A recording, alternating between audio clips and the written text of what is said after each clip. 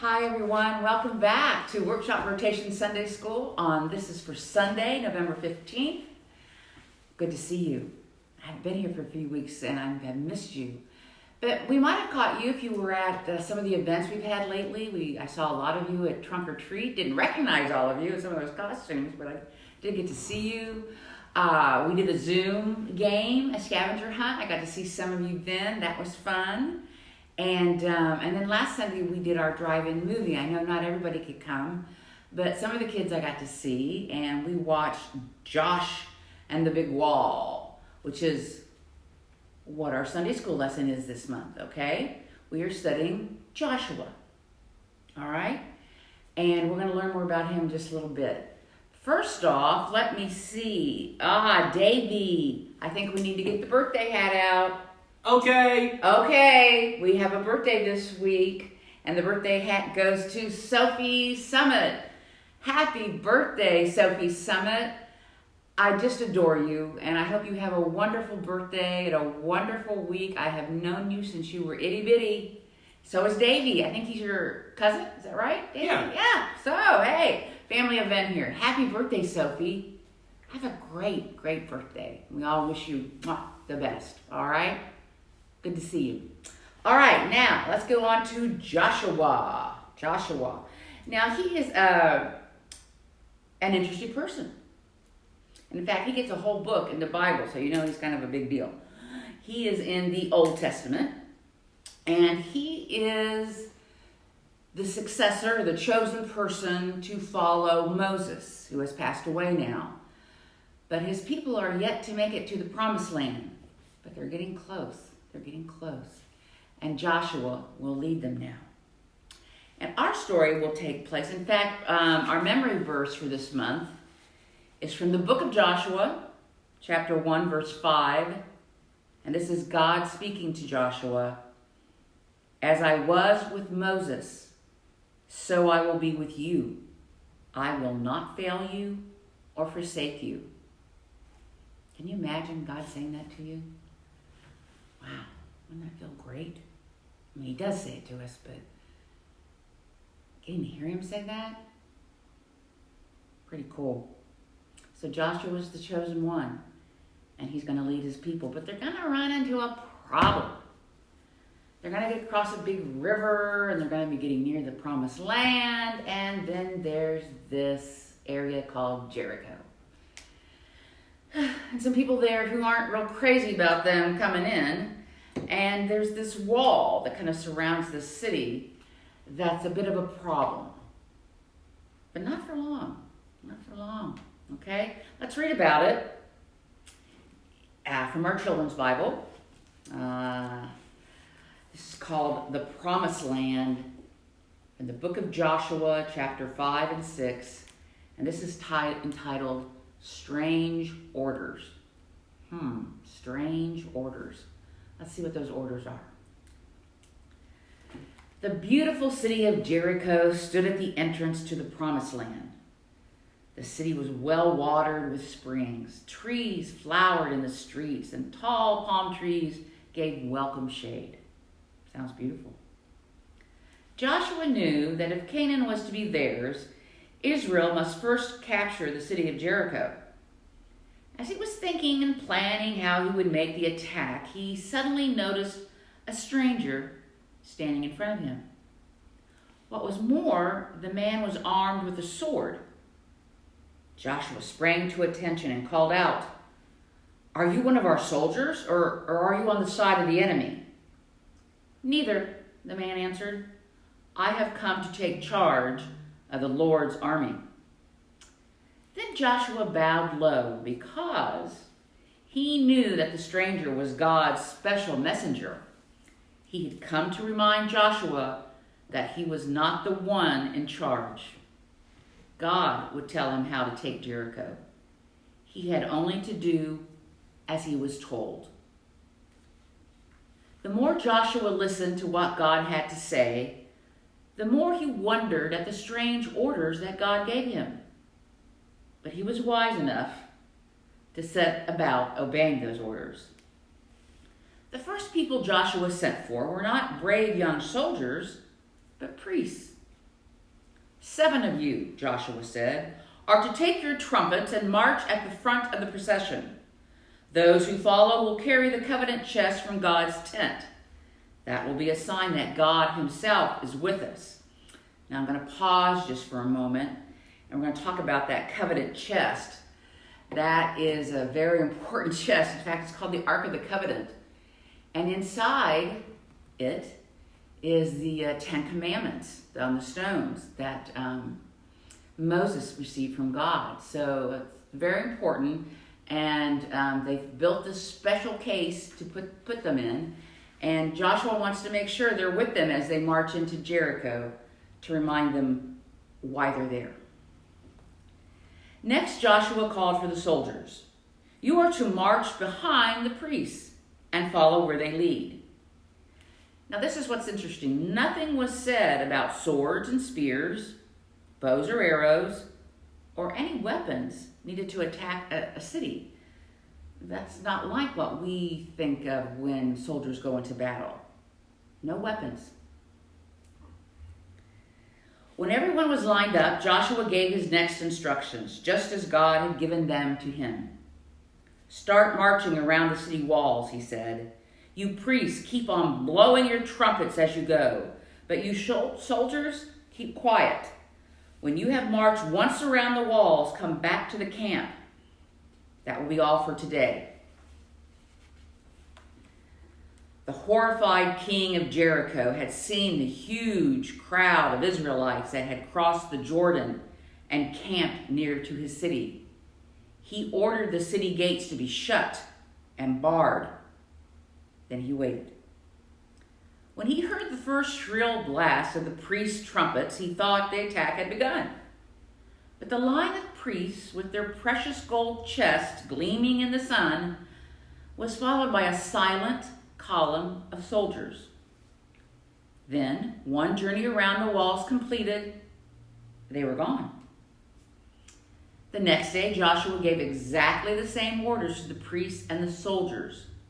For 6 whole days in a row, they marched once around the city, then went quietly back to camp.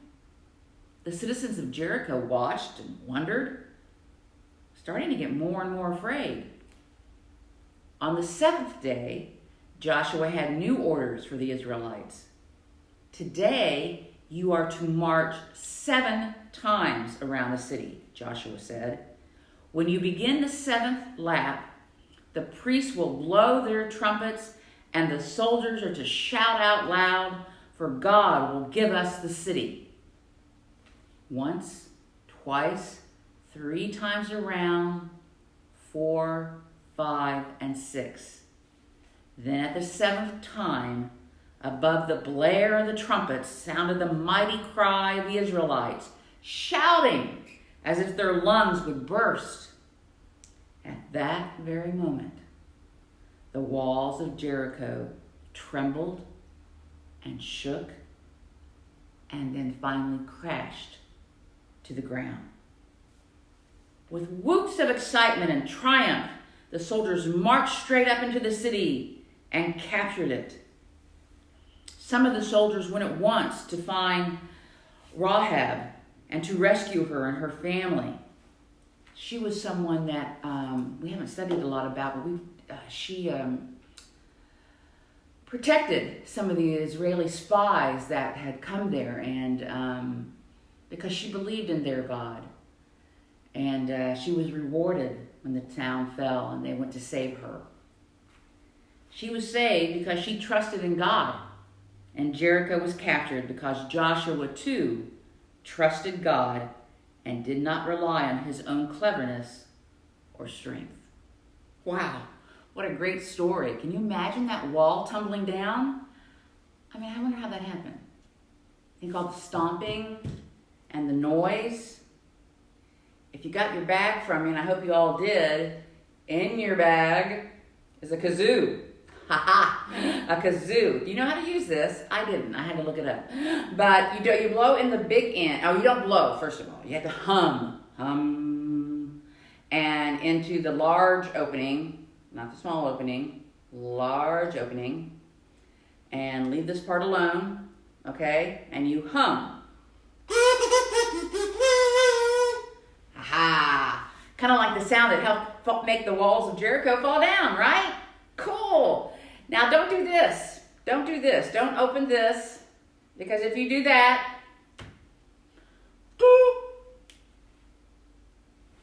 this little piece of paper comes out, and you don't want that to happen because it doesn't work if the little piece of paper is not in there. So make sure that's in there, okay?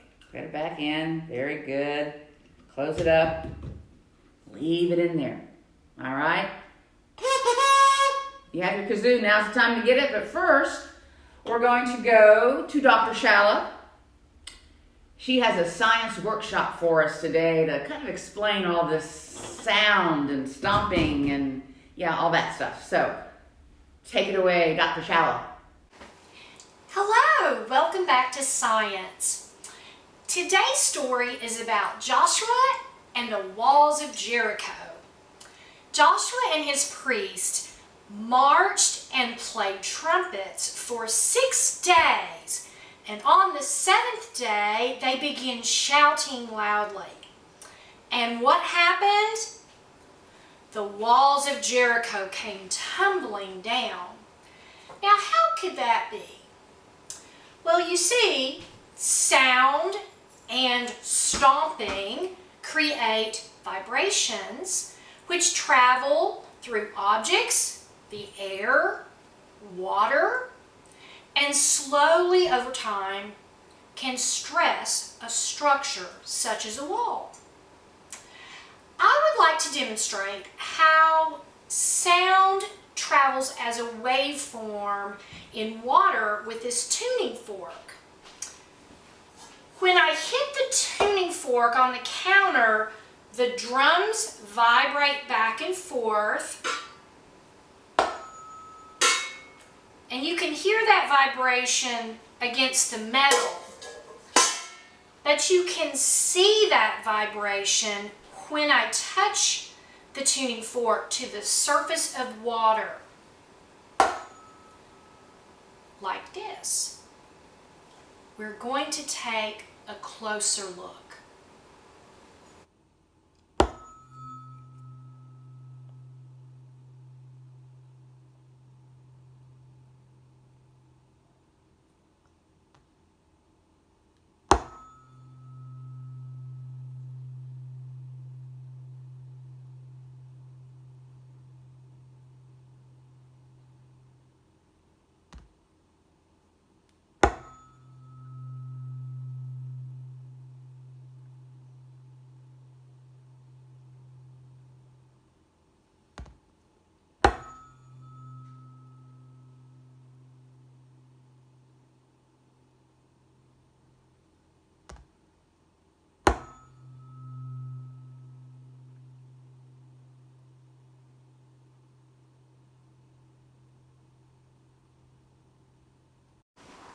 And now for the fun part.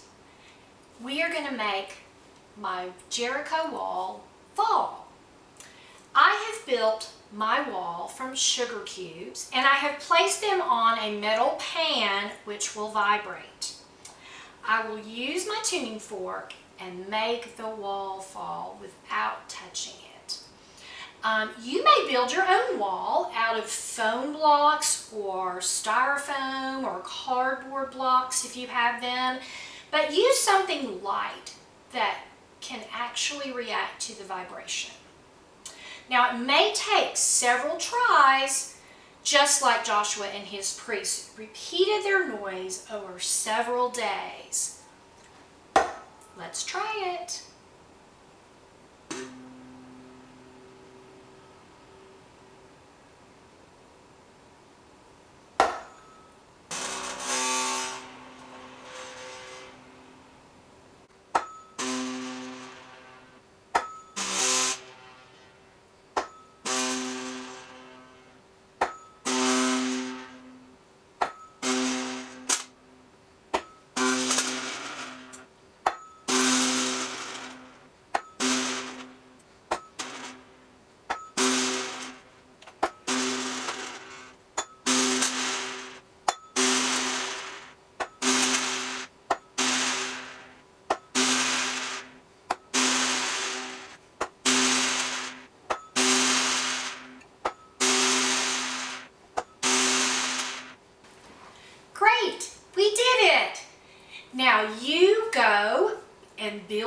wall, clap, play drums, play a kazoo, use your voice or fists on the table, and make your wall fall, just as Joshua made the wall of Jericho fall. I hope you had fun. Bye. Wow, did you see that? Was that not cool? Those sugar cubes falling down with the, it was so cool. Thank you, Dr. Shallow. I love it when she joins us for science. She is so good. So I'm trying it myself. We could not find sugar cubes at the grocery store. However, we found finally, after 3 or 4 stores, some brown sugar cubes, which, almost look like bricks, really, really. And I have a tuning fork. Put sugar cubes back in stock, please. Yeah, that was Davey that looked for the sugar cubes. And I have a tuning fork. I know you guys don't have a tuning fork probably, but I happen to have one here at church. And so I'm going to play. I'm going to be hitting this and doing this. And get your kazoo. And see if we can,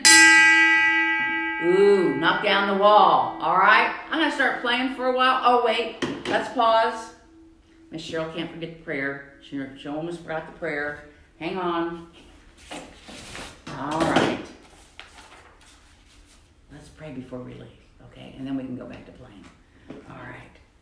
Gracious God, thank you for your faithfulness to the covenant. Even though your instructions to us sometimes seem weird or odd or we don't know, help us to be ready and willing to follow them. Lord, bless these children, their families, our church, their schools, their aunts, uncles, grandparents. Watch over all of us and protect us, dear Lord. Amen. Okay, all right, I'm going to get back to my kazoo. Try to knock these sugar cubes down, okay? You all have a great rest of the day. Take care. See you soon. Ooh.